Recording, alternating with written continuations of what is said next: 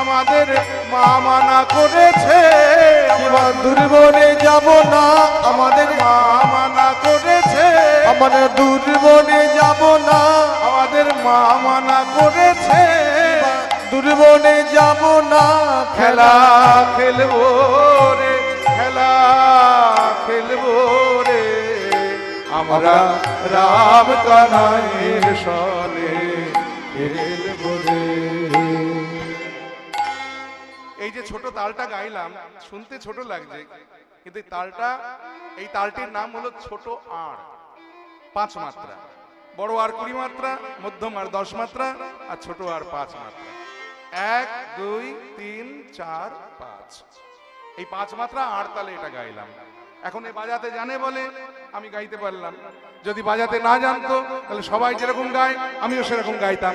আমরা রাম কানাইয়ের সনে খেলবো রে, আমরা রাম কানাইয়ের সনে খেলবো রে, রাম কানাইয়ের সনে খেলবো রে, আমরা রাম কানাইয়ের সনে খেলবো রে, খেলা খেলবো রে, খেলা খেলবো রে, খেলবো রে, খেলা খেলবো রে, খেলা খেলবো রে, খেলা খেলবো রে, আমরা দুর্বনে যাব না খেলবো, আমরা দুর্বনে যাব না, খেলবো রে, আমরা দুর্বনে যাব না, মা মানা করেছে, দুর্বনে যাব না, মানা করেছে, দুর্বনে যাব না, মানা করেছে, দুর্বনে যাব না, মানা করেছে, দুর্বনে যাব না, মানা করেছে, খেলা খেলবো রে, খেলা খেলবো রে, আমরা রাম কানাইয়ের সনে খেলবো রে, আমরা রাম কানাইয়ের সনে খেলবো রে। তাহলে খেলা হবে নাকি রে সখারা? খেলা হবে তো? কিন্তু খেলার আগে একটি কথা আপনাদের একটু বলে দিই। এই যে এত বড় হরিসভা, যদিও আজকে প্রাকৃতিক দুর্যোগে ঝড় বৃষ্টির জন্য হরিসভার কিছুটা ক্ষতি হলেও আপনারা দয়া করে রাত্রিবেলায় এই দুর্যোগের মধ্যে বসে আছেন, এটা বড় আনন্দের বিষয়। তো যাই হোক, এই হরিবাসর চালাতে গেলে তো কমিটির একার পক্ষে সম্ভব নয়, কারণ আপনাদের দানই হলো এদের একমাত্র পাথেয়। তাই কমিটির দাদারা বাবারা একটু আপনাদের কাছে যাচ্ছে, আপনারা গোবিন্দ সেবার জন্য যে যা পারবেন কৃপা করে দান করবেন। জানবেন দান কখনো বৃথা যায় না, দান সদা সর্বদা ভগবানের শ্রী চরণে তোলা থাকে। তাই হরি বল, হরি বল। আচ্ছা, আমরা দানও করব, আবার কানে কীর্তনও শুনবো, হ্যাঁ, এটাও করব ওটাও করব। যাই হোক, তাহলে খেলাধুলা হবে নাকি রে? কি খেলা হবে? সুদামা বলছে কানাই, আমি বলবো, বলে বল। বলে আজকের খেলাটার নাম হোক কাঁধে করা আর কাঁধে চড়া। বলে ভালো কথা, কিন্তু কাঁধে করবে কে আর কাঁধে চড়বে কে? কারণ কাঁধে চড়তে পারলে কেউ কাঁধে করতে চায় কি গো মায়েরা? ও মায়েরা, কাঁধে চড়তে পারলে কেউ কাঁধে করতে চায়। ভগবান বললে কাঁধে করবে কে আর কাঁধে চড়বে কে? সুদামা বললেন কানাই তাহলে একটা কাজ হোক। বলে কি? বলে সাতুরি পাতা হোক। সাতুরি পাতা মানে বুঝেন তো? মানে লটারি। প্রাচীন কালেই লটারিকে বলা হতো সাতুরি পাতা। জয় নিতাই। বলে একটা কাজ কর, কদম গাছ থেকে 26টা পাতা ছিঁড়ে নিয়ে আয়। কেন? আগেই বলেছি ভগবানের 12 জন সখা, মূল সখা, আর 12 জন সখাদের উপসখা। এই 12 মোট 24 জন, ভগবান একজন 25 জন, আর বলাই দাদা একজন 26 জন। বলে কদম গাছ থেকে 26টা পাতা ছিঁড়ে নিয়ে আয়, আর এই 26টা পাতার মধ্যে একটা পাতা আমি ছেঁদা করে দেব। 26টা পাতা আমার হাতে থাকবে, তোরা এক এক করে একটি একটি করে পাতা টানবি। যার হাতে ওই ছেঁদা পাতা উঠবে তার শাস্তি হবে এই কেশিঘাট থেকে বংশীঘাট অবধি সকল সখাদের কাঁধে করে নিয়ে যাওয়া আর নিয়ে আসা। সুদামা ছুটে গিয়ে কদম বৃক্ষ থেকে 26টা পাতা ছিঁড়ে এনে দিলেন। ভগবান তার মধ্যে একটা পাতা ছেঁদা করে হাতে রেখে দিয়ে সবার কাছে গিয়ে বলেন, নে একটা একটা করে পাতাটা।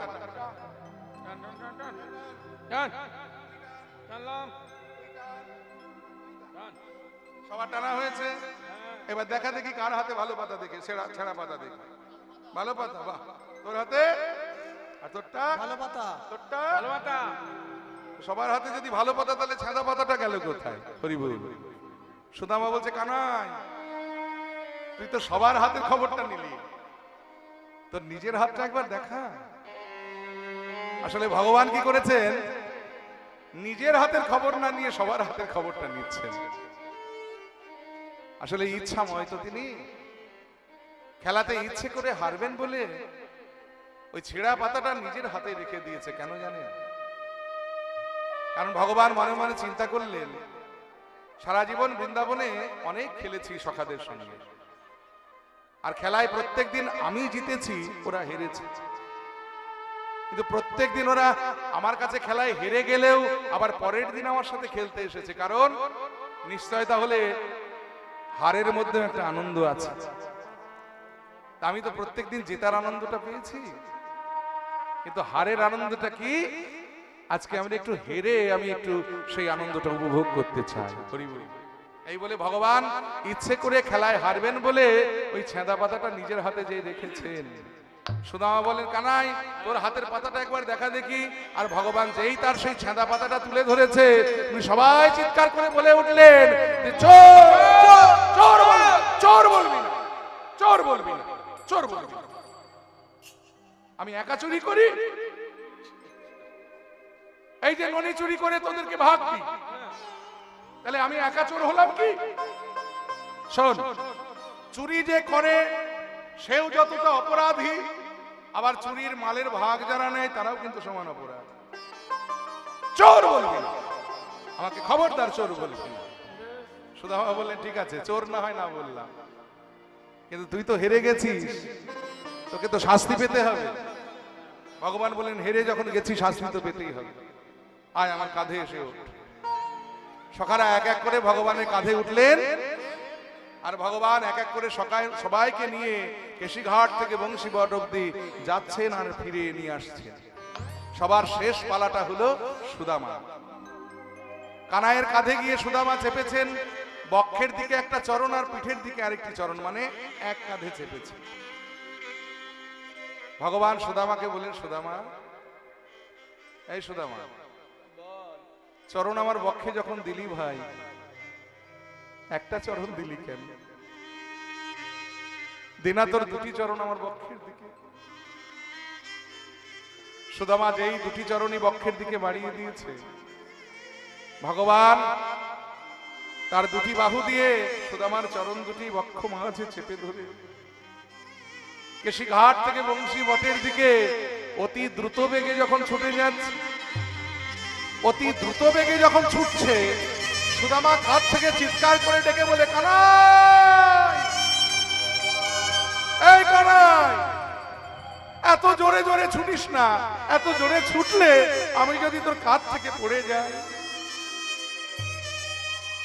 ভগবান বলে, সুদামা রে, একটা কথা কি জানিস?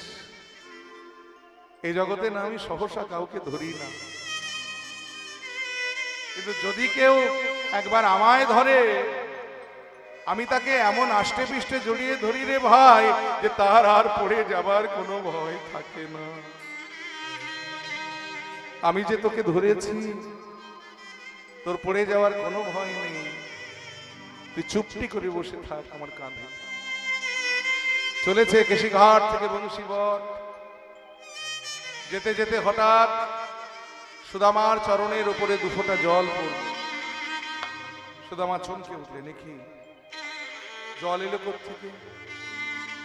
তবে কি গগনে? না না, মেঘ হলে তো বৃষ্টির ফোঁটা আগে আমার মাথায় পড়বে, চরণে কেন? তাহলে কি আমার ভাই কানাই কাঁদছে? বদন অবনত করে সুদামার বদন পানে চেয়ে দেখছে, এই কানাইয়ের বদন পানে সুদামা চেয়ে দেখছে যে নয়নের জলে কানাইয়ের বদন ভেসে যাচ্ছে। সুদামা কানাইয়ের কণ্ঠ জড়িয়ে ধরে বলে, কানাই, আমাকে কাঁধে নিয়ে তোর এত কষ্ট হচ্ছে যে তুই কেঁদে ফেলেছিস? কানাই রে, এই খেলা তো আমি খেলতে চাইনি।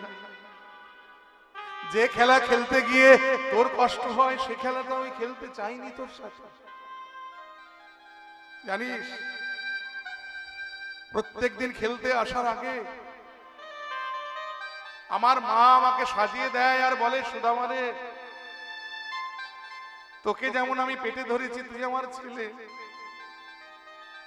তেমনি কৃষ্ণকে আমি পেটে না ধরলেও কৃষ্ণ কিন্তু আমার ছেলেরই মতো।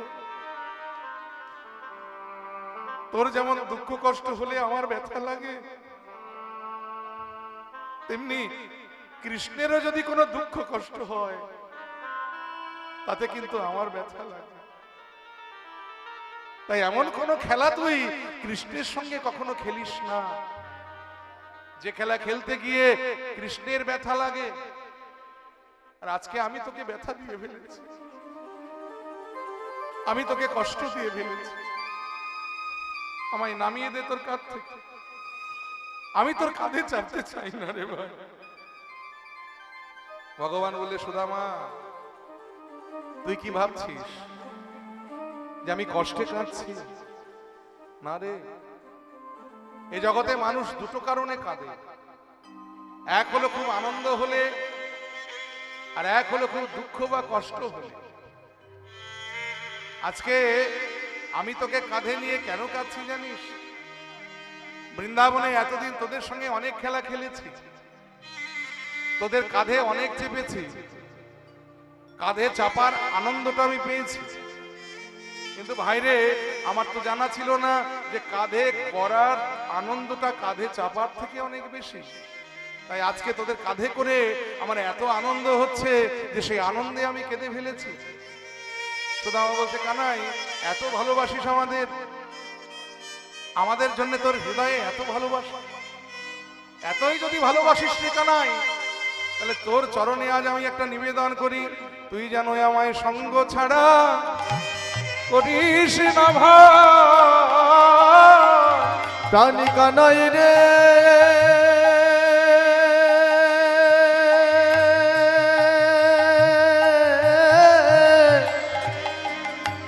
যেন সঙ্গ ছাড়া করিস না ভাই। ভাই কানাই রে, যেন সঙ্গ ছাড়া করিস না ভাই। ভাই কানাই রে,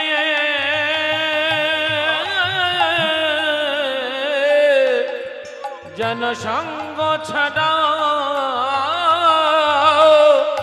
করিস না ভাই। শুধু এ জন্মে নয় ওরে কানাই, প্রতি জন্মে জন্মে যেন আমায় সঙ্গ ছাড়া করিস না ভাই। অগয়ে জন্মে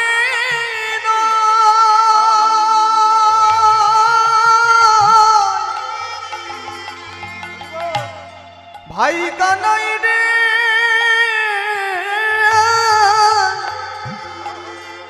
জন্মে জন্মে কানাই রে, যেন সঙ্গ ছাড়া করিস না ভাই। শুধু এ জন্মে নয় ওরে কানাই,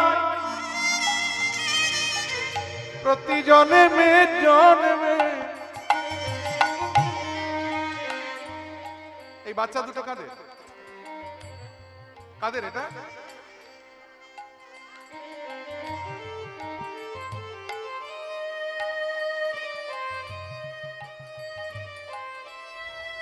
একটু সামলে রাখতে হবে মায়েরা, এরকম করলে হবে কেন? কীর্তন গাইতে গেলে কীর্তনের পরিবেশটা আগে দিতে হয়। একেই তো দুর্যোগের জন্য সব শেষ হয়ে গেল বৃষ্টির জন্য, তারপরে যদি এটা করতে থাকেন তাহলে গানটা হবে কি করে বলুন তো? এটা সুস্থ পরিবেশ না দিলে কি কীর্তন হয়? কীর্তন হচ্ছে ভাব রসের গান।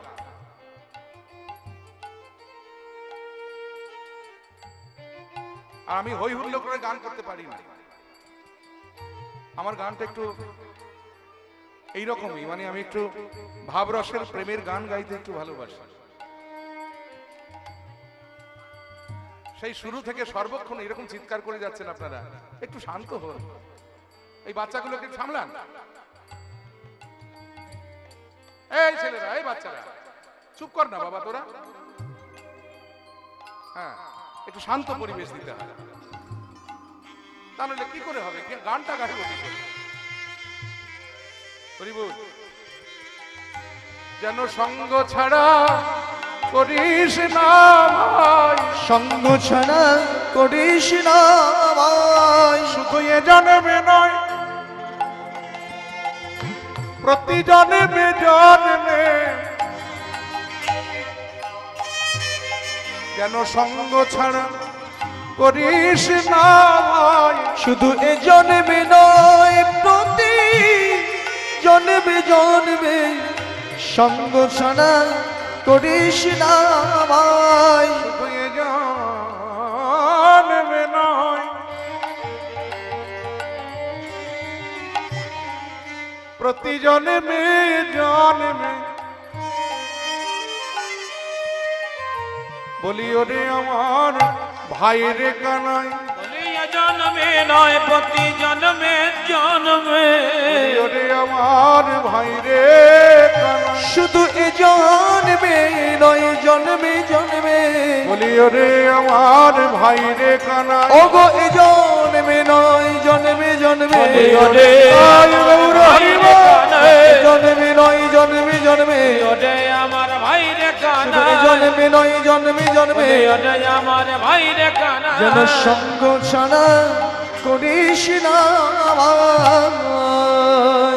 ভগবান মনে মনে বলছে, সুদামা তোকে আমি সঙ্গ ছাড়া করবোটা কেমন করে রে? কারণ আমার সঙ্গ পাবার জন্য তুই যে আমার কাছে প্রার্থনা করে আমার কাছে চেয়ে নিয়ে এসেছিস, ভুলে গেলি সেই দিনগুলোর কথা? মনে নেই পূর্বজন্মে তুই কি ছিলি, কে ছিলি, আর আমার কাছে এই সঙ্গ লাভ করবার জন্য তুই আমার কাছে বর মেগে নিয়ে এসেছিলি। এই সুদামা পূর্বজন্মে কে ছিল জানেন? অযোধ্যার রাজা দশরথের মধ্যম পুত্র রামানুজ, রামচন্দ্রের মেজ ভাই, যার নাম ছিল ভরত। এই সুদামা পূর্ব জন্মে ছিলেন ভরত, দাপর যুগে সুদামা হয়ে এসেছিলেন। এর পেছনে একটা কারণ আছে। ঘটনাটা ঘটে গিয়েছিল যেদিন রামচন্দ্র অযোধ্যার রাজা রূপে অভিষেকৃত হতে চলেছে। অযোধ্যা আনন্দে একেবারে আলোয় আলোয় ঝলমলিয়ে উঠেছে, কারণ অযোধ্যাবাসীদের কাছে আজকে বিরাট আনন্দের দিন, কারণ তাদের প্রিয় রামচন্দ্র আজকে রাজা হচ্ছে। কিন্তু খবরটা পৌঁছে গেল যখন কৈকেয়ীর কানে। কৈকেয়ীর দাসী মন্থরা গিয়ে কৈকেয়ীর কানে খবরটা দিলেন, জানিস কৈকেয়ী, রাম রাজা হচ্ছে। কৈকেয়ী আনন্দে নেচে উঠলেন, বলে এ তো আনন্দের খবর, রাম রাজা হচ্ছে, এর থেকে আনন্দের খবর আমার কাছে আর কি থাকতে পারে? আরে বাবা কৈকেয়ী, রাম রাজা হচ্ছে, ভরত নয়। বলে সেই জন্যই তো বলছি আমার আনন্দ হচ্ছে। বলে কেন তোর আনন্দ হওয়ার কারণ? রাম তো তোর সতীনের ছেলে, ভরত তোর নিজের ছেলে। তুই একবার ভেবে দেখেছিস রাম যদি রাজা হয় ভরতের কি হবে? বলে কি আবার হবে, ভরত তো রামেরই ভাই।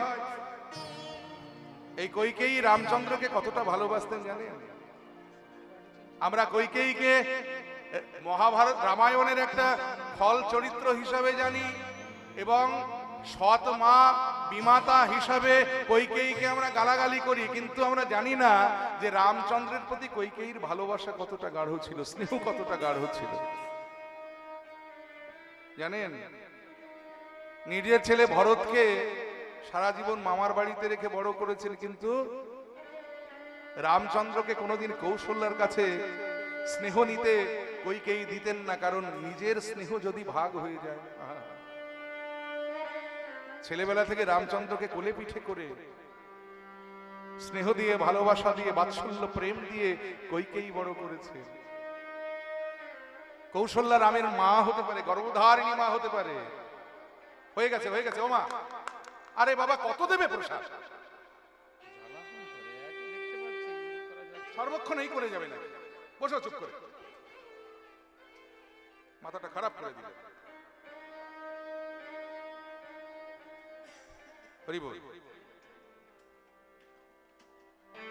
কৈকেয়ী কৌশল্যা রামের গর্ভধারিণী মা হতে পারে, কিন্তু ছেলেবেলা থেকে কোলে পিঠে করে মানুষ করেছেন কিন্তু কইকেয়ী। রামের প্রতি ভালোবাসায় যদি ভাগ পড়ে যায়, সেই জন্য নিজের ছেলেটাকে মামার বাড়িতে রেখে বড় করেছেন। কিন্তু রামকে কইকেয়ী চোখে হারাতেন। যে মায়ের মনে এত স্নেহ রামচন্দ্রের জন্য, ভেবে দেখুন সেই মায়ের কারণে কিন্তু রামচন্দ্রকে 14 বৎসরের জন্য বনবাসে যেতে হয়েছে। কারণ কি জানেন? কারণ হলো সঙ্গদোষ। এই জন্য বলে সৎসঙ্গ করতে। হরি বল, হরি বল, হরি বল। কারণ সৎসঙ্গে স্বর্গবাস, আর অসৎসঙ্গে নরক। সাধু সঙ্গ সর্বশাস্ত্রে কয়, লবা মাত্র সাধু সঙ্গ জীবের সর্বসিদ্ধি হয়। কইকেয়ীর এত বাৎসল্য প্রেম, এত ভালোবাসা, এত স্নেহ, কিন্তু মন্থরার মতো একজন কুমন্ত্রণার সঙ্গ করে সেই স্নেহ ভালোবাসা কোথায় যেন উড়ে গেল। কইকেয়ী হয়ে উঠলেন রামায়ণের খল চরিত্র। মন্থরা কইকেয়ীকে বলেন, আরে আপনা বুঝতো পাগলেও বোঝে রে, রাম তোর সতীনের ছেলে আর ভরত তোর নিজের পেটের ছেলে। তুই একবারও ভেবে দেখেছিস রাম যদি রাজা হয় তাহলে ভরতের কি হবে? হ্যাঁ, এখনো সময় আছে, ভরতকে রাজা কর, তোর হাতেই আছে অস্ত্র। বলে কি করে করব? বলে কেন মনে নেই দশরথের কাছে তোর দুটি বর পাওনা আছে। এই রাজা দশরথকে কইকেয়ী দুইবার মৃত্যুর মুখ থেকে সেবা করে বাঁচিয়ে এনেছিলেন, আর রাজা দশরথ কইকেয়ীকে দুটো বর দেবেন বলে প্রতিজ্ঞা করেছিলেন। একবার রাজা দশরথের দেহে এমন একটা বাণ বিদ্ধ হয়েছিল যে সেই বাণের আঘাতে গোটা দেহটা যখন পচে যেতে শুরু করলো, রাজবৈদ্য ঔষধ দিলেন বটে, তবে ঔষধটা বড় কথা নয়, ঔষধ সেবন করানোটাই হলো আসল শুশ্রূষা। কারণ 24 ঘন্টা দিন রাত্রিতে 8টা প্রহর হয়, এই 8 প্রহরে 8 বার দশরথকে ঔষধ সেবন করাতে হবে, প্রহরে প্রহরে ঔষধ সেবন করাতে হবে। তাহলে দিনের বেলায় 12 ঘন্টায় 4 প্রহর গেল, দিনের বেলায় না হয় ঔষধ সেবন করানো গেল, কিন্তু রাত্রি বেলায় এক এক প্রহরে যদি একবার করে ঔষধ খাওয়াতে হয়, তাহলে সারাটা রাত্রি জেগে বসে থাকতে হবে। দশরথের আর পত্নীগণ তারা বলেছিলেন যে না বাবা, এই কষ্ট আমাদের দ্বারাই হবে না, কিন্তু কইকেয়ী বলেছিলেন যে স্বামী যদি বেঁচে থাকে তাহলে আমার শাখা, হাতের শাখা, সিঁথির সিঁদুর অক্ষুণ্ণ থাকবে, তাই আমি করব স্বামী সেবা। এই বলে সারা রাত্রি জেগে জেগে ওই কইকেয়ী দশরথকে সেবা করে করে ঔষধ সেবন করিয়ে করিয়ে মৃত্যুর মুখ থেকে ফিরিয়ে এনেছিলেন, বাঁচিয়ে এনেছিলেন। সেদিন দশরথ বলেছিলেন, কইকেয়ী তোমার সেবার কাছে আমি ঋণী হয়ে গেলাম। তুমি সেবা করে শুশ্রূষা করে এই যে আমার প্রাণ ফিরিয়ে দিয়েছো, বলো তুমি আমার কাছে কি চাও? আমি তোমায় কথা দিলাম, তুমি আমার কাছে যা চাইবে আমি তোমায় তাই দেব। কইকেয়ী বলেছিলেন, মহারাজ, স্ত্রীর ধর্ম হলো স্বামী সেবা করা, পতি সেবা করা। আমি আমার ধর্ম পালন করেছি মাত্র, তার বিনিময়ে আমার কিছু চাই না মহারাজ।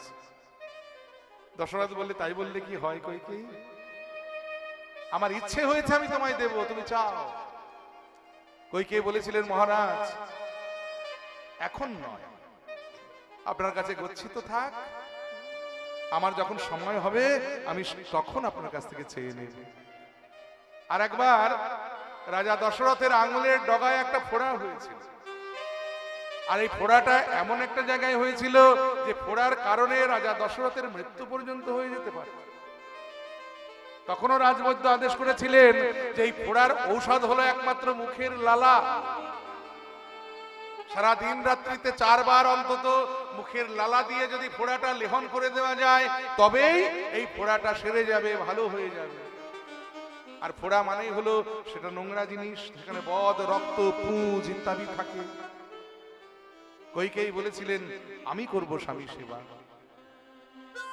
তাই কইকেয়ী নিয়ম করে প্রত্যেক দিন 4 বার করে দশরথের এই ফোড়াটা, আঙুলের ডগার ফোড়াটা নিজের জিহ্বা দিয়ে লেহন করে করে ফোড়াটা সারিয়ে তুলেছিলেন এবং দশরথকে মৃত্যুর মুখ থেকে ফিরিয়ে এনেছিলেন। দশরথ সেদিনও বলেছিলেন, কইকেয়ী আমি আবার তোমার কাছে ঋণী হয়ে গেলাম, বলো তুমি কি চাও। কইকেয়ী বলেছিলেন, মহারাজ আমি স্বামী সেবা করেছি, এর জন্য এর বিনিময়ে আমার কিচ্ছু চাই না। দশরথ বলেছেন, তাই বললে কি হয়, আমার তোমায় দিতে ইচ্ছে হয়েছে। কইকেয়ী তখন বলেছিলেন, ঠিক আছে, আপনার যদি দিতে ইচ্ছে হয় আপনি আপনার কাছে গচ্ছিত করে রাখুন, আমার যেদিন সময় হবে আমি সেদিন আপনার কাছ থেকে চেয়ে নেব। মন্থরা বলেন, কইকেয়ী এই সুযোগ, তুই দশরথের কাছে গিয়ে বল যে একবারে ভরতকে রাজা করতে আর আরেকবারে রামকে 14 বছরের জন্য বনবাসে যেতে। হরি বল। কইকেয়ী যখন দশরথের কাছে গেলেন, দশরথকে গিয়ে বলেন, মহারাজ আপনার কাছে গচ্ছিত আমার দুটি পাওনা আছে, আজ আমি সেই পাওনা চাইতে এসেছি। রাজা দশরথ আনন্দে আত্মহারা হয়ে বলেন, কইকেয়ী আজ আমার বড় আনন্দের দিন, কারণ আমার প্রাণ প্রিয় রাম রাজা হচ্ছে। আর এই আজকের আনন্দের দিনে তুমি আমার কাছে তোমার পাওনা চাইতে এসেছো, বলো তুমি কি চাও, তাড়াতাড়ি বলো, আমি তুমি যা চাইবে কথা দিলাম আমি তোমায় তাই দেব। মহারাজ আপনি তবে সত্য করুন। দশরথ বললেন, সত্য সত্য সত্য। যেই দশরথ ত্রিসত্য করলেন, কইকেয়ী বললেন, মহারাজ আমার প্রথম চাওয়া হলো রামকে নয় ভরতকে অযোধ্যার রাজা করুন। কইকেয়ী এ তুমি কি বলছো? মহারাজ আপনি কিন্তু সত্য করেছেন। কইকেয়ী ছেলেবেলা থেকে রামচন্দ্রকে স্নেহ দিয়ে ভালোবাসা দিয়ে তুমি এত বড় করেছো, আর সেই রামের প্রতি তুমি এত বড় অবিচার করতে পারছো,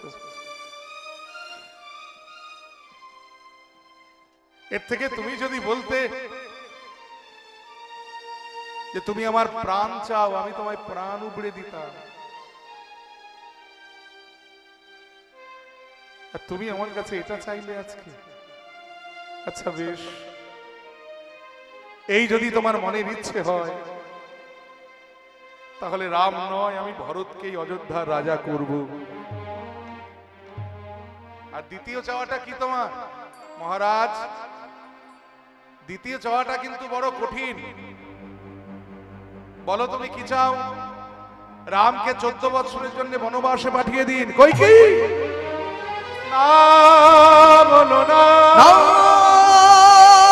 বলো না, এ তুমি কি বলছো? আমি এক ছেলেকে রাজা করে আর এক ছেলেকে আমি বনবাসে কেমন করে পাঠাবো? মহারাজ আপনি কিন্তু ত্রিসত্য করেছেন, আর ক্ষত্রিয়র ধর্ম হলো সত্য রক্ষা করা। তাহলে কি আমি বুঝবো যে আপনি সত্য রক্ষার্থে অক্ষম? দশরথ বললে, কইকেয়ী পুত্র যখন সাবালক হয়ে যায় তখন পুত্রের উপরে আর পিতার অধিকার থাকে না। তুমি যা চেয়েছো আমি রামচন্দ্রকে জিজ্ঞেস না করে আমি তোমায় কথা দিতে পারবো না। রাজা দশরথ রামচন্দ্রকে ডাকলেন, রামচন্দ্র এসে উপস্থিত হলেন। পিতা আপনি আমায় ডেকেছেন? রাম তোমার মা কইকেয়ী আমাকে দুবার সেবা করে মৃত্যুর হাত থেকে ফিরিয়ে এনেছিল, সেই জন্য আমি তাকে কথা দিয়েছিলাম সে আমার কাছে যা চাইবে আমি তাকে তাই দেব। আজকে তোমার মা আমার কাছে সেই দুটি সম্পদ চাইতে এসেছে। কি চেয়েছে জানো না?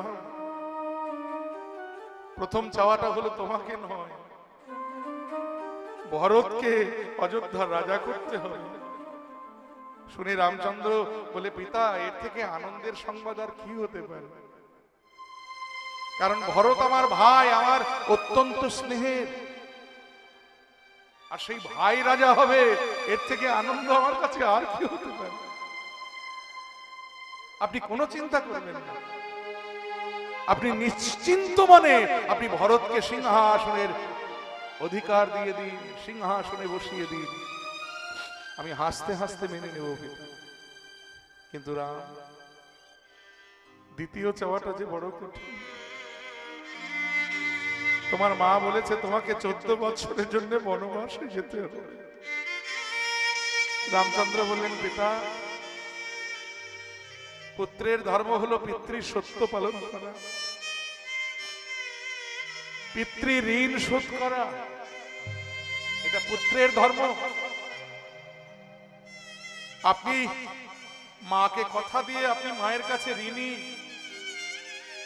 আর সেই আপনার ঋণ যদি আমি শোধ করতে না পারি তাহলে যে আমি পুত্র নামের কলঙ্ক হয়ে যাব। তাই আপনি কোনো চিন্তা করবেন না, আপনি আমায় অনুমতি দিন, আমি হাসতে হাসতে বনে গমন করব। রাম, আপনি কাঁদবেন না পিতা, আমি আপনার কথা দিচ্ছি 14 বছর পূর্ণ না হওয়া পর্যন্ত আমি অযোধ্যায় ফিরে আসব না। সীতা দেবী বললেন, প্রভু আপনি আমায় ছেড়ে কোথায় যাচ্ছেন, আমাকেও সঙ্গে নিয়ে চলুন। লক্ষ্মণ বলে, দাদা তুমি বনবাসে গেলে তোমার সেবা করবে কে, তাই আমাকেও তুমি তোমার সঙ্গে নাও দাদা। এই রাম লক্ষ্মণ সীতা যখন বনবাসে গমন করলেন, রামের বিরহে কাঁদতে কাঁদতে রাজা দশরথ যখন ধীরে ধীরে প্রাণ ত্যাগ করলেন, ভরত এসবের বিন্দু বিসর্গও জানত না। সে ছিল মামার বাড়িতে, তাকে মামার বাড়ি থেকে খবর দিয়ে সংবাদ দিয়ে নিয়ে আসা হলো। আর এসে যখন ভরত সবিস্তারে সব জানতে পারলেন, মায়ের কাছে গিয়ে বললেন, মা যে কর্ম তুমি করেছো,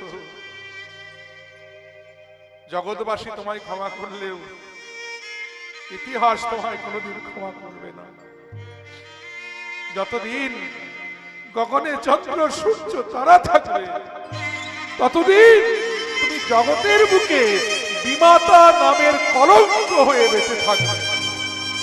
সবাই তোমাকে দেখিয়ে গাল দেবে, সৎমা বিমাতা বলে তোমায় উদাহরণ দেবে।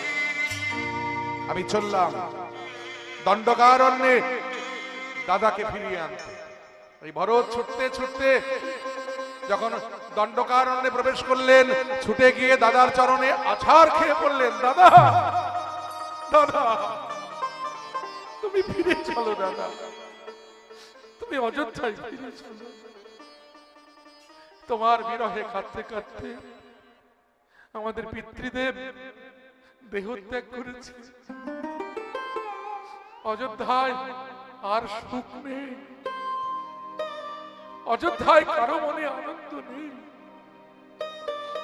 দিন রাত অযোধ্যাবাসী তোমার বিরহে চোখের জলে ভাসছে, দাদা তুমি ফিরে চলো, তুমি ফিরে চলো। রামচন্দ্র বললেন, ভরত তুই এসেছিস ভাই, আমি জানতাম তুই অযোধ্যায় ফিরে যখন সব শুনবি তুই ঠিক আমার কাছে আসবি, কারণ আমি তো তোকে চিনি যে তুই আমার কতটা স্নেহের। আমি তো জানি যে তুই আমায় কত শ্রদ্ধা করিস। কিন্তু ভাই ভরত, তুই এলে কি হবে, আমার যে অযোধ্যায় ফেরা হবে না। দাদা তুমি কি বলছো? আরে ভাই, আমি যে পিতাকে কথা দিয়েছি পিতৃ সত্য পালনের তরে আমি বনবাসে এসেছি, পিতৃ ঋণ শোধ করবার জন্য আমি বনবাসে এসেছি। তাই 14 বছর পূর্ণ না হলে আমি যে অযোধ্যায় ফিরতে পারবো না ভাই, তুই ফিরে যা, আমি তোকে কথা দিচ্ছি। দাদা আমি তোমার ভাই, তাহলে আমার ভালোবাসার কোনো মূল্য তোমার কাছে নাই। ভরত, তুই আমার ভাই, জগতে এর থেকে বড় সম্বন্ধ আর কিছু নাই। তোর আমার সম্বন্ধ হলো অত্যন্ত ভালোবাসার সম্বন্ধ, কারণ আমরা সহোদর, আমরা একই পিতার সন্তান, আমরা হলাম ভাই। কিন্তু ভরত, আমি যে পিতারও সন্তান, তাই পিতৃ ঋণ শোধ করা যে পুত্রের কর্তব্য, তাই আমায় ক্ষমা কর ভাই। আজ আমি তোর কথা রাখতে পারলাম না, তুই ফিরে যা। আমি তোকে কথা দিচ্ছি, 14 বৎসর পূর্ণ হলে আমি ঠিক অযোধ্যায় ফিরে আসব। ভরত বললেন, দাদা তুমি যখন ফিরেই যাবে না, তাহলে কৃপা করে তোমার ওই চরণ পাদুকা জোড়া আমায় দাও। আজ থেকে ওই পাদুকা জোড়া অযোধ্যার সিংহাসনে বসিয়ে আমি মাটিতে বসে বসে তোমার নামে অযোধ্যা শাসন করব। রামের পাদুকা মাথায় নিয়ে ভরত যখন ফিরে এলেন, 14টা বৎসর ধরে ভরত রামের পাদুকা সিংহাসনে রেখে মাটিতে বসে বসে অযোধ্যা শাসন করলেন। আর ওদিকে বনবাস পর্ব শেষ করে, রাম রাবণের যুদ্ধ শেষ করে, যখন সীতাকে নিয়ে লক্ষ্মণকে নিয়ে রামচন্দ্র অযোধ্যায় ফিরে এলেন, আর এসে দেখছে ভরত তখনও সিংহাসনে তার পাদুকা রেখে মাটিতে বসে বসে অযোধ্যার শাসনভার গ্রহণ করে অযোধ্যাকে শাসন করছে। রামচন্দ্র ভরতকে ছুটে গিয়ে জড়িয়ে ধরে বললে, ভরত আমায় এত শ্রদ্ধা করিস তুই, আমার জন্য তোর হৃদয়ে এত শ্রদ্ধা যে 14টা বৎসর তুই সিংহাসনকে তুচ্ছ করে দিলি। আমার পাদুকা সিংহাসনে রেখে তুই 14 বৎসর ধরে মাটিতে বসে বসে তুই আমার নামে অযোধ্যা শাসন করেছিস। আর আমি ফিরে আসতে না আসতে তুই এই সিংহাসন আমায় ফিরিয়ে দিয়েছিস। ভরত, তোর ভালোবাসার কাছে আমি ঋণী হয়ে গেলাম রে। বলতে কি চাস আমার কাছে? তুই যা চাইবে আমি তোকে তাই দেব। ভরত বলে, দেবে দাদা? তাহলে যদি দিতেই হয় আমাকে এই বরদান করো, জানি না আগত জন্মে আবার কোথায় তুমি আমায় জন্ম দেবে। যদি আগত জন্মে আমায় জন্ম দাও, তবে আমায় বন্ধু করে জন্ম দিও। দাদা বন্ধু করে জনম দিও। দাদা গো, তুমি আমায় বন্ধু করে জন্ম দিও। দাদা গো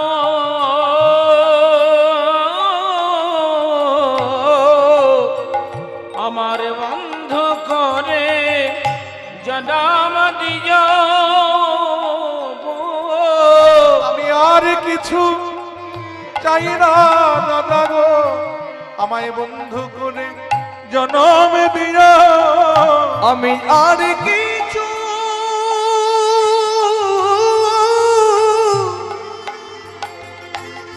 দাদা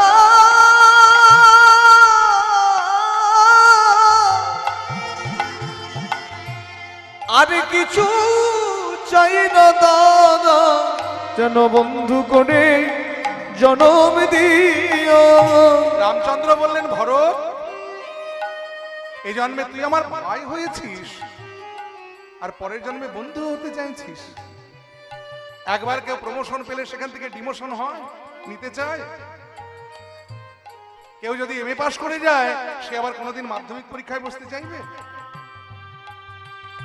ভাতৃত্বের সম্বন্ধ জগতে অনেক বড় সম্বন্ধ, আর সেখান থেকে তুই আমার বন্ধু হতে চাইছিস কেন? ভরত বলছে, দাদা গো,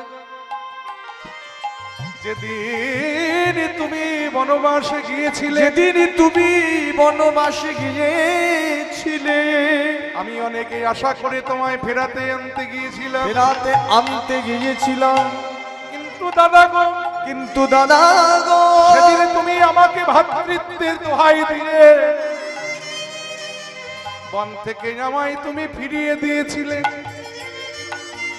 কারণ তুমি আমার দাদা, আমি তোমার ভাই, তাই তোমার কথা মানতে আমি সেদিনই বাধ্য ছিলাম।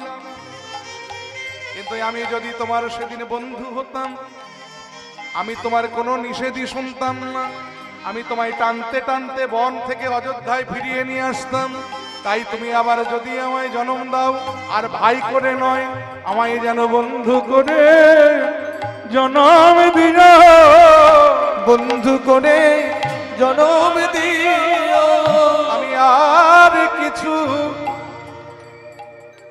চাই না দাদা গো, আমায় বন্ধু করে জন্ম দিও। আমি আর কিছু চাই না দাদা গো, আমার এই নিবেদন করা রইল।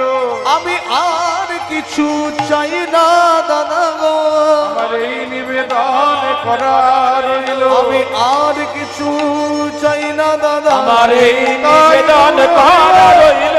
আর কিছু চাই না দাদা, আমার এই নিবেদন করা রইল। আর কিছু চাই না যেন বন্ধু করে জনম দিও। ভগবান বলে কথা দিয়েছিলেন, রামচন্দ্র কথা দিয়েছিলেন, ভরত তোর বাসনা আমি পূর্ণ করব। তাই দাপর যুগে সেই রামচন্দ্রের মেজ ভাই ভরত কৈকেয়ী নন্দন দশরথ সুত সুদামা হয়ে জন্মগ্রহণ করেছিলেন ভগবানের বন্ধু হয়ে। সেই সুদামাকে কাঁধে নিয়ে আমার ভগবান চলেছেন কেশিঘাট থেকে বংশীবটের দিকে। সুদামারে লইয়া কৃষ্ণ চলিতে লাগিল। আমার সুদামারে লইয়া কৃষ্ণ চলিতে লাগিল।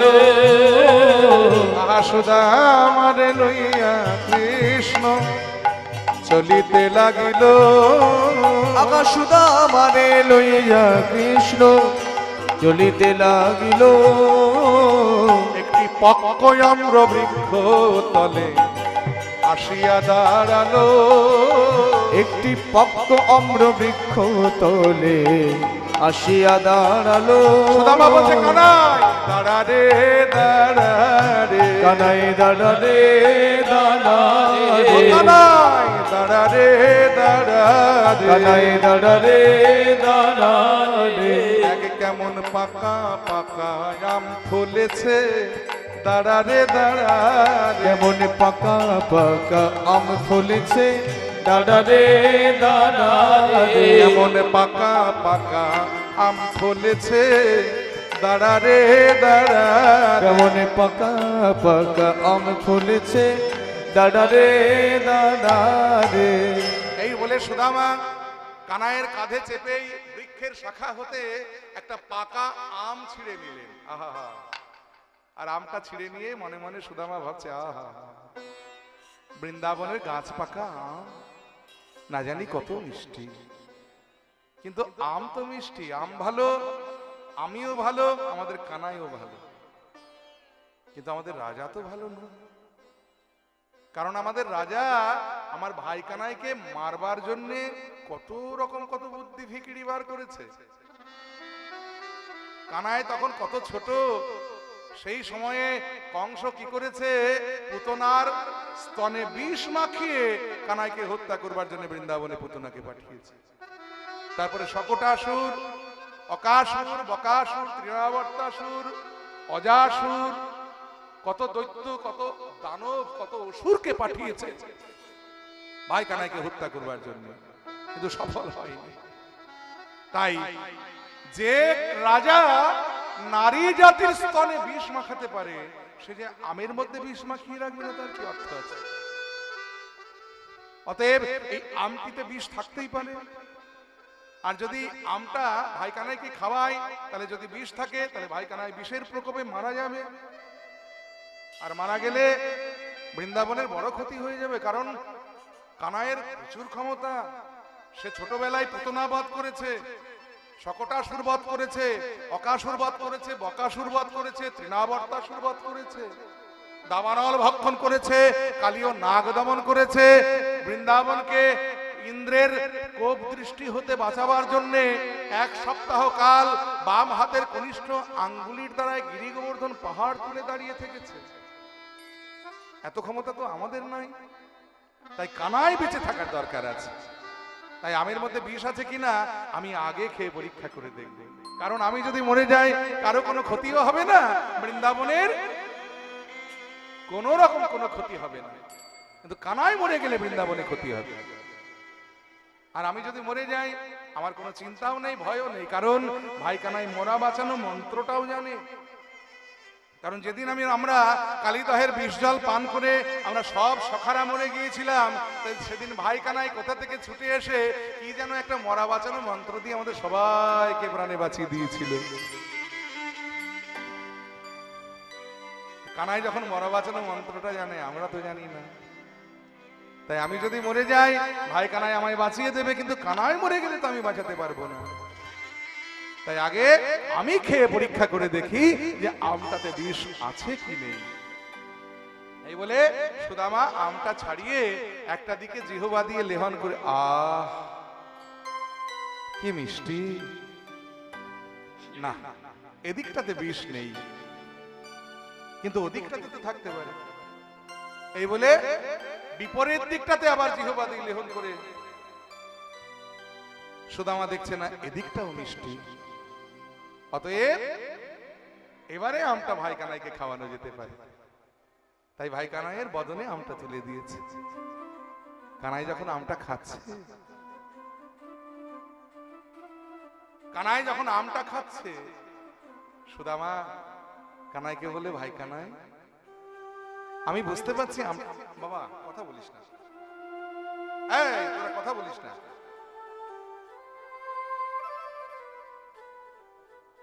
দেখেছিস তোরা শুনছিস না, ইউটিউব করছিস, কর, কথা বলার দরকার। জয় নিতাই। সুদামা কানাইকে বলেন, ও কানাই আমটা খাচ্ছিস খা, তবে একটা কথা রাখবি আমার। বলে কি?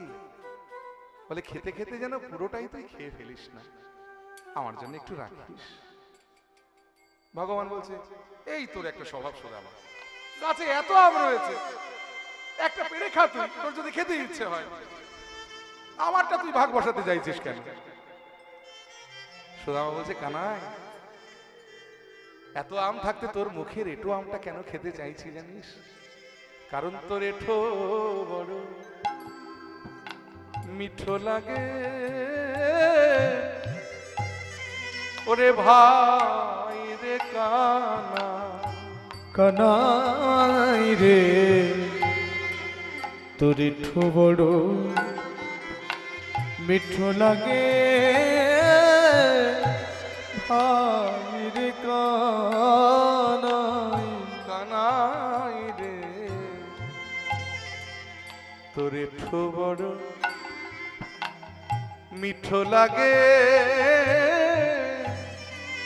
ভাই রে কানা, কানাই রে তোর এঁটো বড় মিঠো লাগে ভাই রে কানাই। আমরা খাইতে বড় সুখ পাই, তাই তোর এঁটো খাই। ওগো খাইতে বড় সুখ পাই, তাই তো এঁটো খাই। খাইতে বড় সুখ পাই, তাই তো এঁটো খাই। বলে খাইতে খাইতে তোর বদন হতে, ওগো খাইতে খাইতে ও তোর বদন হতে, আমায় দিতে হলো তা, তোর বদনে হতে দিতে হলো কানাই রে তোর মুখ হতে দিতে হলো তাই।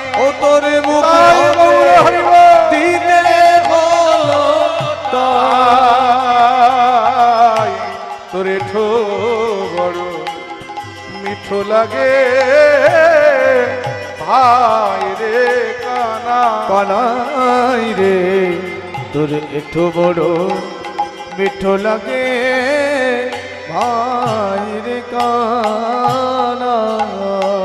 ভগবান বলছে এই সুদামা, তোর আম খেতে ইচ্ছে হয়েছে, গাছে অনেক আম আছে, একটা পেড়ে খানা।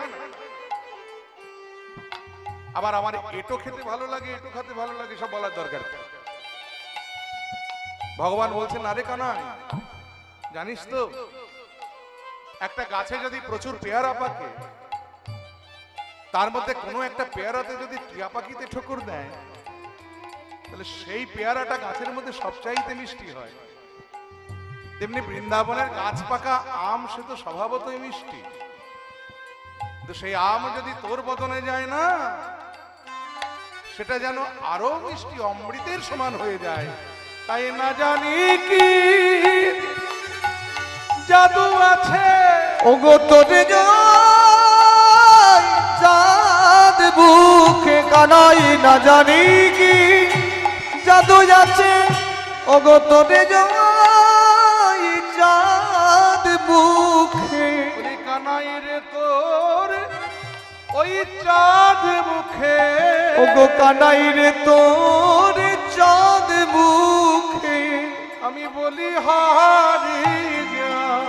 চাঁদ মুখে বলি হারি যায়, চাঁদ মুখে বলি হারি যা। ও তোর চাঁদ মুখে বলি হারি যায়। এটো বড় মিঠো লাগে ভাই রে কানাই রে, এটো বড় মিঠো লাগে ভাই রে কানাই।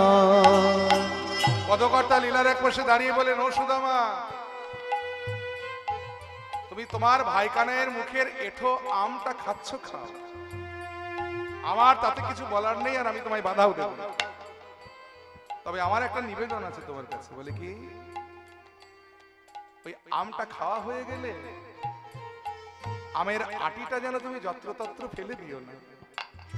বলে কেন? না, এই দেখো আমি আঁচল পেতে বসে আছি যে, আমি তো সেই আশাতে বসে আছি, আমি সেই সাথে বসে আছি। প্রসাদের কণা প্রসাদ পাবো, আমি তো সেই আশাতে বসে আছি। প্রসাদের কন্যা প্রসাদ পাবো বলে আমি সেই সাথে বসে আছি। প্রসাদের কণা প্রসাদ পাবো বলে যেন আমায় বঞ্চিত করো না হে। প্রসাদের কণা প্রসাদ পাবো বলে যেন আমায় বঞ্চিত করো না হে। প্রসাদের কণা প্রসাদ পাবো বলে আমায় বঞ্চিত করো না হে। প্রসাদের কণা প্রসাদ পাবো বলে আমায় বঞ্চিত করো না হে। প্রসাদের কণা প্রসাদ পাবো বলে আমায় বঞ্চিত করো না হে। আমি সেই সাথে বসে আছি। তাই এই নিবে ধন ধন ওগো প্রসাদ দিয়ে ধন্য কর এই নিবে ধন ধন প্রসাদ দিয়ে ধন্য করো। ভক্তমণ্ডলী, ভক্তিমতী মায়েরা, সবাই একটু হাত জোড় করবেন করজোড়ে, কারণ এত সুন্দর নিবেদনের পদাবলীটি যিনি রচনা করেছেন, আমরা সবাই মিলে তাকে একটু শ্রদ্ধা জানাবো, একটা প্রণাম জানাবো। এই উদ্ধব দাসের চিত্তে, এই যুদ্ধ দাসের চিতে আই বলি হারি যায়, কিবা বলি হারি যায়। ওগো দাসের চিতে বলি হারি যায়, দাসের চিতে বলি হারি যায়, দাসের চিতে বলি হারি যায় একটু বড় মিঠো লাগে ভাই রে কানাই কানাই রে তোরে তো বড় মিঠো লাগে ভাইয়ের কানা। কিন্তু আনন্দের দিন বেশি দিন থাকে না। এই যে মাঠে মাঠে ধেই ধেই করে গরু চড়িয়ে বেড়ানো, সখাদের সঙ্গে খেলা করা, তাদের কাঁধে চাপা, তাদেরকে কাঁধে করা, বাঁশি বাজিয়ে বাজিয়ে ফিরে বেড়ানো, এই আনন্দের দিন বেশি দিন থাকলো না বৃন্দাবনে। কারণ দুঃখের পরেই তো সুখের পরেই তো দুঃখ আসে। এটাই হলো জগতের নিয়ম। এই যে বৃন্দাবনে মাঠে মাঠে ঘুরে ঘুরে গরু চড়িয়ে বেড়ানো, সখাদের সঙ্গে খেলা করা, তাদের কাঁধে চাপা, তাদের কাঁধে করা, ওদিকে মথুরায় বসে বসে কংস রাজা তিনি ছক কষছেন যে কিভাবে কৃষ্ণ আর বলরামকে হত্যা করা যায়। বহু চেষ্টা করে তো তাদের মারতে পারলাম না, কত বড় বড় বীরেদের পাঠালাম, সবাই বিফল হয়ে ফিরে এলো। কিন্তু ওই কৃষ্ণ আর বলরামকে যদি কোনো রকমে মথুরায় নিয়ে আসতে পারি, কারণ মথুরায় আমার যে বড় বড় বীরেরা রয়েছে, এরা এত বড় বড় বীর, এত বড় বড় মল্লবীর যে এক একজন নিজেরা মরে যাবে যুদ্ধ করতে গিয়ে, তবুও কাউকে মারতে ভয় পাবে না। তার মধ্যে যেমন চারুর, মুষ্টিক, তখনকার দিনে ওই মথুরার রাজসভার এক একজন বড় বড় বীর এরা। কিন্তু কংস রাজা চিন্তা করলেন আনবো কি করে, বললেই তো আর আসবে না, একটা ছলনার দরকার। আর দেখবেন অসৎ মানুষের ছলের অভাব হয় না। যারা অসৎ মানুষ তাদের ছলনার অভাব হয় না, ছলের অভাব হয় না। তাই কংস রাজা অনেক ভেবে চিন্তে একটা বুদ্ধি বার করে ফেললেন। কি? এই কংস রাজা শিবের ধ্যান করে শিবের কাছ থেকে একটি বরপ্রাপ্ত ধনুক পেয়েছিলেন, যার নাম হলো হরধনুক। সেই হরধনুক উপলক্ষে মথুরায় একটা যজ্ঞের আয়োজন করলেন। আর সেই যজ্ঞে সমস্ত অঙ্গরাজ্যে মথুরার আন্ডারে যে ছোট ছোট রাজাগুলো ছিল,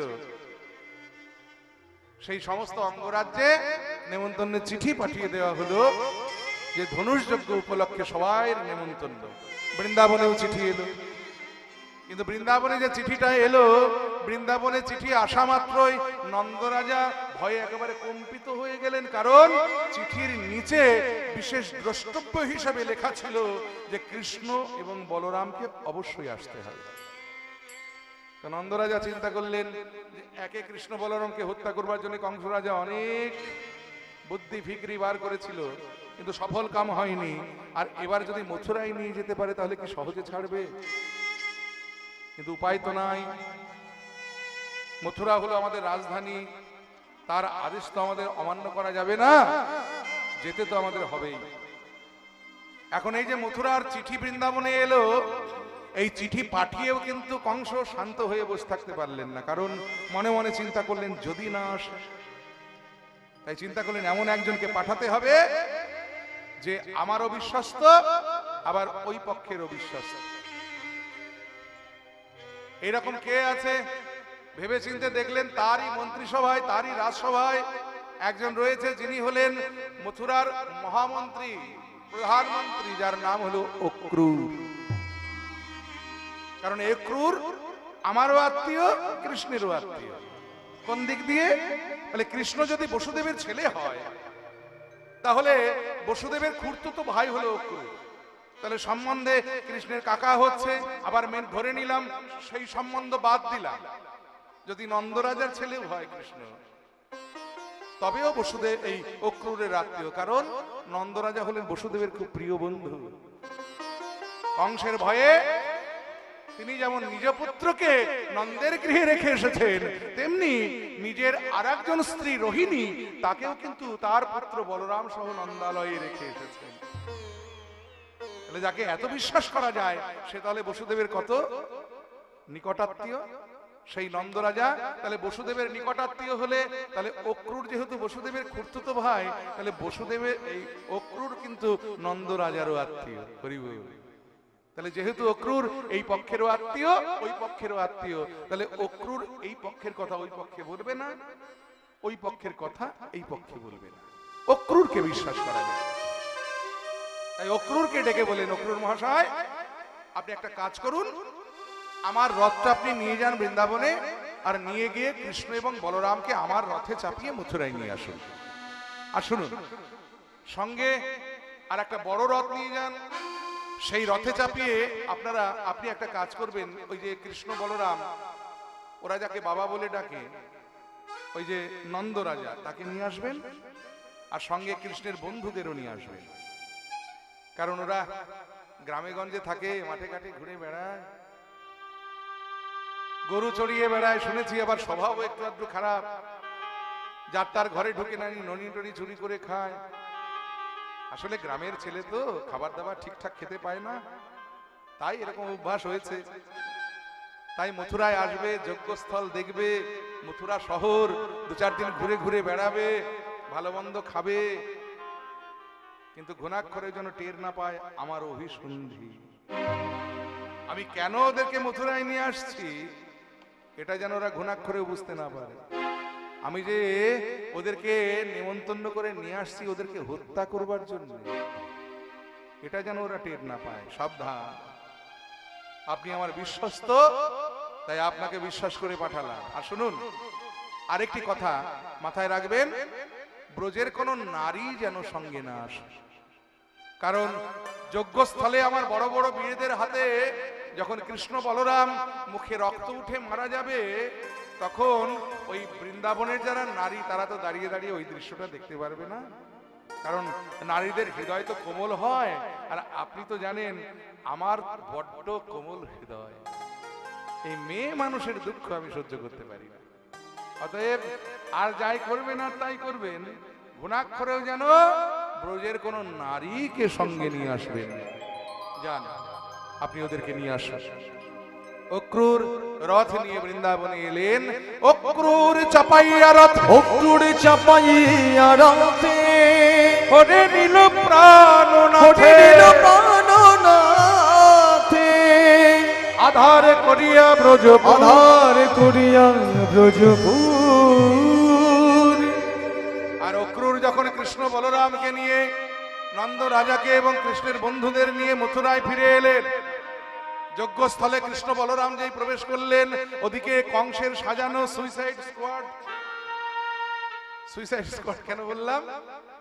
কারণ ওখানে যারা যারা দাঁড়িয়ে ছিল কৃষ্ণ বলরামের সঙ্গে যুদ্ধ করবার জন্য, তারা ওই যে বললাম এত বড় বীর তারা, যে যুদ্ধ করতে গিয়ে নিজেরা মরে যাবে তাতে দুঃখ নাই, কিন্তু কাউকে মারতে ভয় পাবে না, এই জন্য বললাম সুইসাইড স্কোয়াড।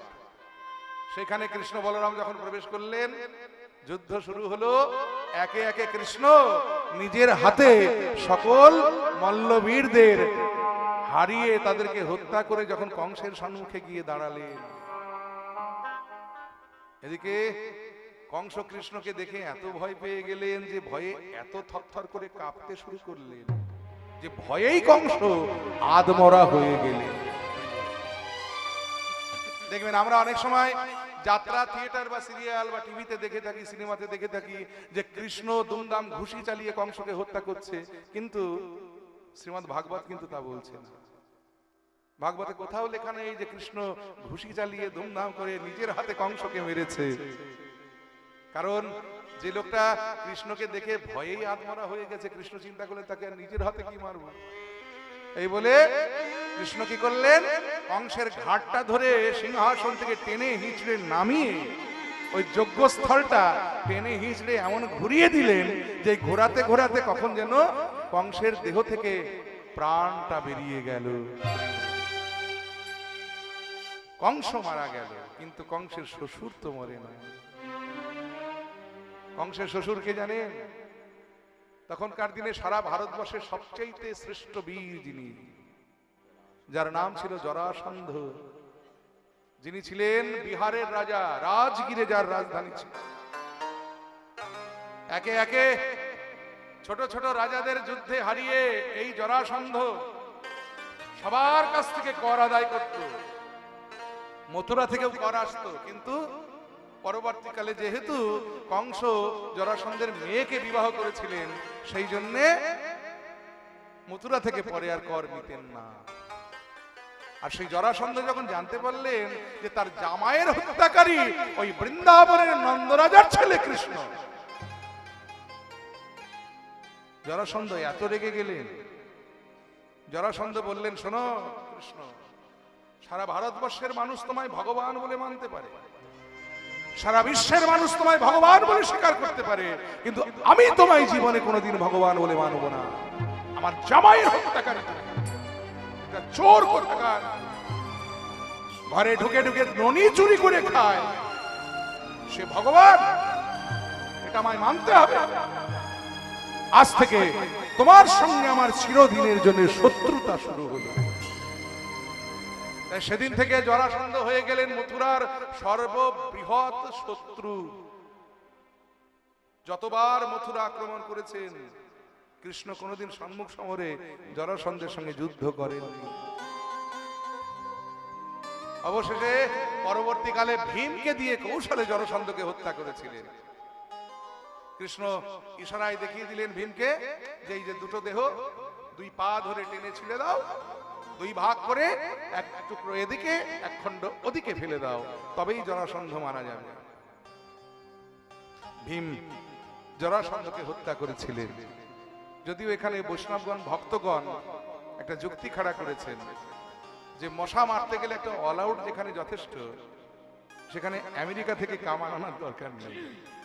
তেমনি জরাসন্ধের মতো একজন দুর্বৃত্তকে হত্যা করবার জন্য ভীম যেখানে যথেষ্ট, সেখানে স্বয়ং ভগবান কেন অকারণে যুদ্ধ করতে যাবে? তো যাই হোক, হয়তো যুক্তি দিয়ে অনেকে অনেক কিছু বলবে, যুক্তির কাছে আবার ভক্তি খাটে না, আর ভক্তির কাছে যুক্তি খাটে না।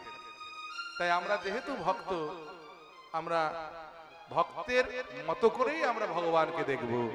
আমরা ভগবানকে ভক্তের নয়ন দিয়ে, ভক্তের দৃষ্টি দিয়ে, ভক্তের ভক্তি দিয়ে ভগবানকে আমরা অনুধাবন করব। জয় নিতাই। অত যুক্তি আমরা খাটাতে যাব না। যুক্তি খাটায় কারা? যারা ভগবানকে মানেন না, যারা বিশ্বাস করেন না, যারা ভক্তির পথে নেই, যারা ভক্তিকে তুচ্ছ করে, তারাই শুধু যুক্তির পেছনে ছোটে। এই জন্য কৃষ্ণকে সহজেই অসুর বলা যায়, কৃষ্ণের সম্বন্ধে অনেক বাজে কথা বলা যায়, ওটা যুক্তিতে মেলে, ভক্তিতে মেলে না। তাই যুক্তি আর ভক্তি কখনো এক নয়। জয় নিতাই। তাহলে সেই জরাসন্ধের হাত থেকে কিন্তু মথুরা